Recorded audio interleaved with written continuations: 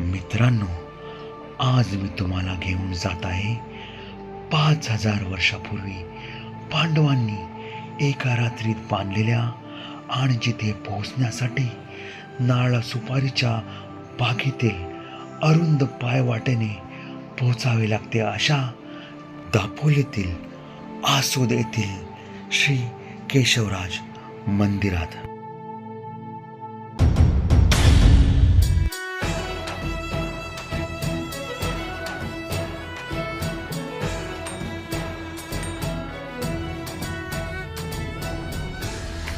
नमस्कार मित्रांनो, मी प्रवीण महाडिक आणि पुन्हा एकदा स्वागत करतो आपल्या चॅनलच्या एका नव्या व्हिडिओमध्ये. तर मी आलेलो आहे माझ्या गावी, जे की आहे शेवरे, तालुका मंडणगड, जिल्हा रत्नागिरी. तर दरवर्षी प्रथेप्रमाणे म्हणजे दरवर्षी आम्ही गावी आल्यानंतर एखाद्या टुरिस्ट प्लेसला व्हिजिट देतो, एखाद्या पर्यटक क्षेत्राला व्हिजिट देतो पूर्ण फॅमिलीसोबत. तर दरवर्षीप्रमाणे आज आम्ही चाललेलो आहोत दापोलीमधील आसूद येथे असलेल्या केशवराव मंदिराचं दर्शन घेण्यासाठी. तर पूर्ण फॅमिलीसोबत चाललेलो आम्ही सगळे आहोत.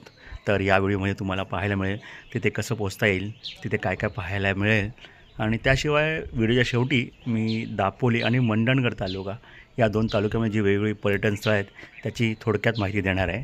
त्यामुळे हा व्हिडिओ पूर्ण बघा आणि व्हिडिओ आवडल्यास लाईक जरूर करा, आणि तुम्ही जर चॅनल नवीन असाल तर चॅनलला सबस्क्राईब करायला विसरू नका. चला तर मित्रांनो, आपण आपला प्रवास सुरू करूया. मित्रांनो, आसूद हे ठिकाण दापोली तालुक्यात येते, त्यामुळे जवळील रेल्वे स्थानक आहे खेड. खेडहून दापोलीला पोहोचण्यासाठी दर तासाला एस टी उपलब्ध आहेत. आसूद हे दापोली हर्णे रस्त्यावर दापोलीपासून जवळपास 6 ते 7 किलोमीटर अंतरावर आहे. पण आता आम्ही आमच्या गावी, अर्थातच मुक्काम शेवरे, तालुका मंडणगड या ठिकाणी आहोत. त्यामुळे आसूदला पोहोचण्यासाठी आम्ही जाणार आहोत वाया केळशी मार्गे. केळशीहून आसूद पोहोचेपर्यंत वाटेत आपल्याला अनेक सुंदर अशी पर्यटन स्थळे आणि नैसर्गिक स्थळे पाहण्यास मिळतात. आपण आता आहोत उतंबर खाडीवरील आडे ब्रिजवर.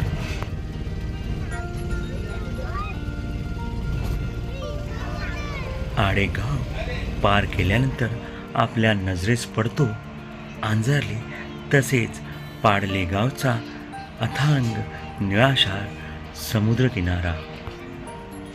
इथे काही काळ थांबून समुद्राच्या लाटांसोबत मनसोक्त खेळण्याची इच्छा नक्कीच आपल्या सर्वांच्या मनात होऊन जाते, आणि अर्थांतर हट्टच धरून बसला होता. आंजारले गाव पार केल्यानंतर आपण पोहोचतो सुंदर अशा आंजारले ब्रिजवर. या ब्रिजवरून आंजारले खाडीचे दिसणारे विहंगम दृश्य आपल्या नजरेत कैद करून घ्यावे असे वाटते.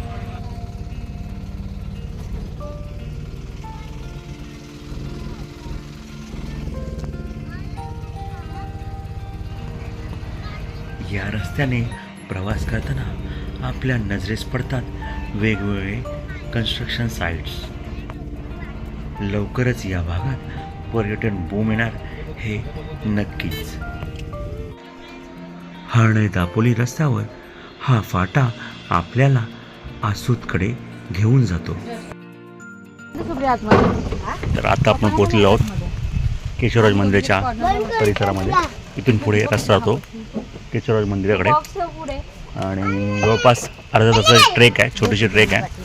ट्रेक पूर्ण करायची आहे, त्यानंतर आपण पोहोचू केशवराज मंदिरामध्ये. या ठिकाणापर्यंतच आपण आपले वाहन नेऊ शकतो. या ठिकाणी अनेक प्रायव्हेट पार्किंग लॉट्स उपलब्ध आहेत. चला, आपण आपले ट्रेक सुरू करूया.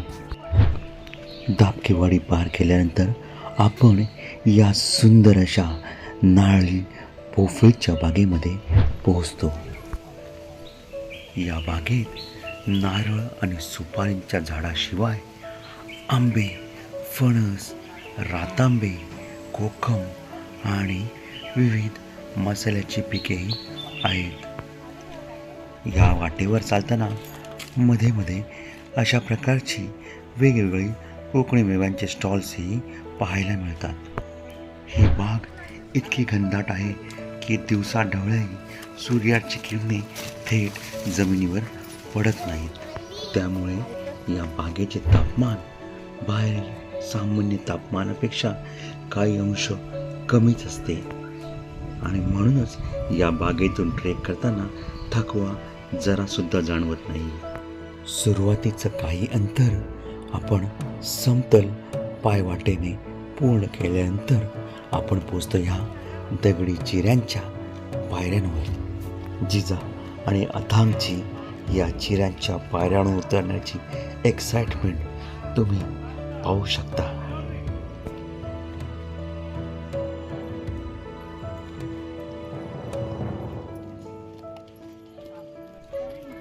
या चिऱ्याच्या पायऱ्यांच्या आजूबाजूला असणाऱ्या बागेचे सौंदर्याचा आस्वाद लुटण्यासाठी आम्ही काही काळ येथे विश्रांती घेतली.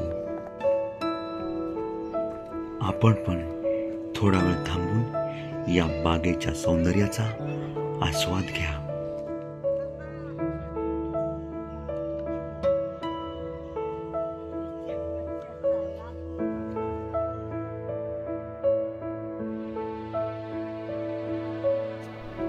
पायऱ्यांची उतरण संपताच सुरू होते खरी ट्रेक आणि आपल्या नजरेस पडतो हा नदीवरील पूल.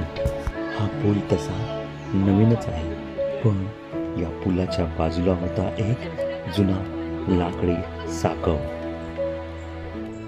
जो तुम्हाला गारंबीचा बापू या सिनेमात पाहायला मिळेल. श्री ना पेंडसे यांनी लिहिलेली गारंबीचा बापू ही कादंबरी आणि त्यावरील आधारित नाटक आणि सिनेमा याच भागावर आधारित आहे. पूल पार केल्यानंतर ही सरळ उभी पायवाट लागते, त्यामुळे आपल्याला थोडा थकवा जाणवतो, पण अथांगला तर काही थकवा जाणवतच नव्हता. 5 ते 10 मिनिटांची उभी चढण पार केल्यानंतर आपण पोहोचतो या मंदिरासमोरील पटांगणात. या पटांगणाच्या कोपऱ्यावर उभा असलेला हा अजस्त्र आंब्याचा वृक्ष जणू आपले स्वागतच करायला उभा आहे. चला आता आपण मंदिरात प्रवेश करून श्री केशवराजांचे दर्शन घेऊया. या जांभ्या चिऱ्यांच्या प्रवेशद्वारातून वाकून आपणास प्रवेश करावा लागतो. मंदिराचे बांधकाम तसे नवीनच आहे, पण एका आख्यायिकेनुसार 5000 वर्षापूर्वी पांडवांनी एका रात्रीत येथील मूळ मंदिर बांधले होते असे म्हटले जाते.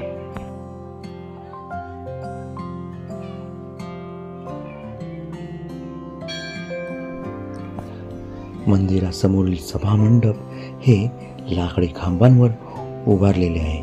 वर पत्र चढवलेले आहे. लाकडी सभामंडपाच्या उजव्या बाजूस आपल्या नजरेस पडते हे गोमुख कुंड, अर्थातच केशव तीर्थ.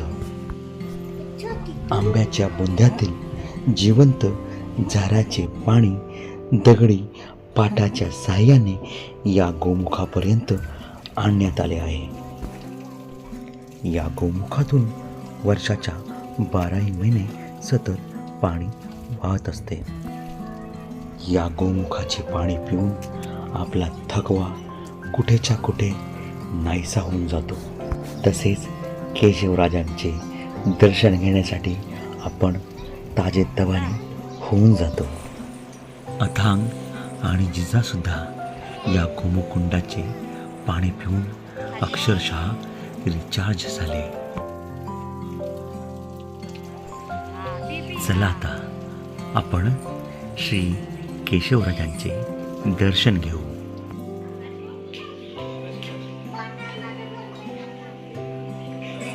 लाकडी सभा मंडपातून गाभाऱ्यात प्रवेश करताच आपल्या नजरेस पडते श्री केशवराजांची काळ्या पाषाणातील सुंदर मूर्ती.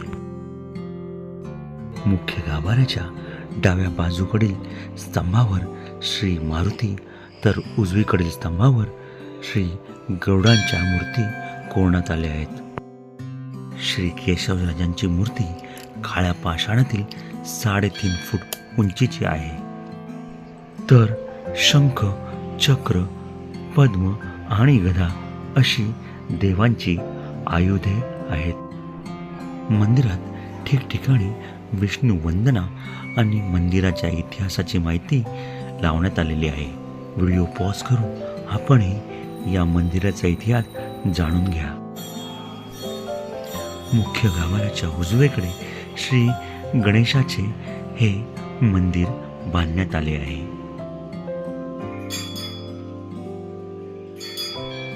मंदिराचा सर्व परिसर पाहता पाहता श्रींच्या आरतीची वेळ झाली होती.